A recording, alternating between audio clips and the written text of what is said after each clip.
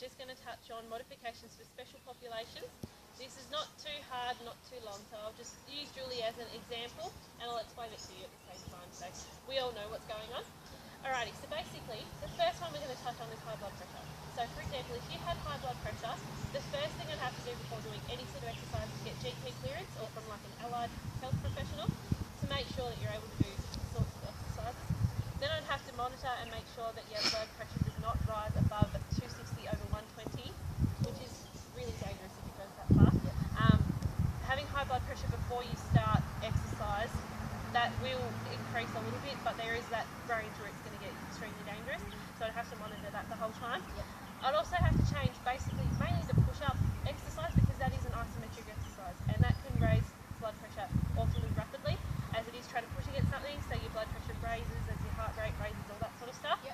And so I'd have to change that. So I'd probably change it to a bench press because you're not pushing against an immovable object, you're actually doing it in two parts. So you'd be using the bar or the hand weights and just doing press like that.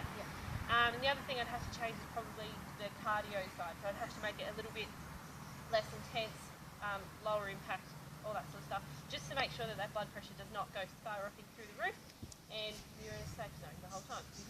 The next one I'm going to talk about is a knee injury. So again, to start with, I'd have to make sure it had doctor clearance, medical certificates, all that sort of stuff.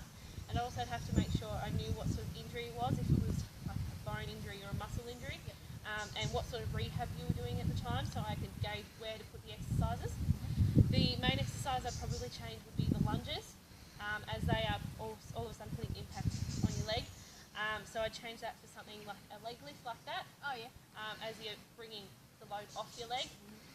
What I'd also do is probably have a support there so you can lean on something and do that so impact's not just on one leg still. Either that, we can do squats, like half squats like that, so you're not actually putting pressure on your knees. I'd also again change the cardio to low to moderate impact, and probably get rid of the star jumps. Which we're really happy about, that's awesome. So because they are load bearing and high impact. And I'd avoid, for future reference, I'd avoid any sort of exercise that have sudden movements or sudden changes of direction, because if you do that and then change direction, you can injure that knee again. And the third one I'm going to touch on is lower back pain. Everyone experiences it during their lifetime. It's really annoying and it can be caused by many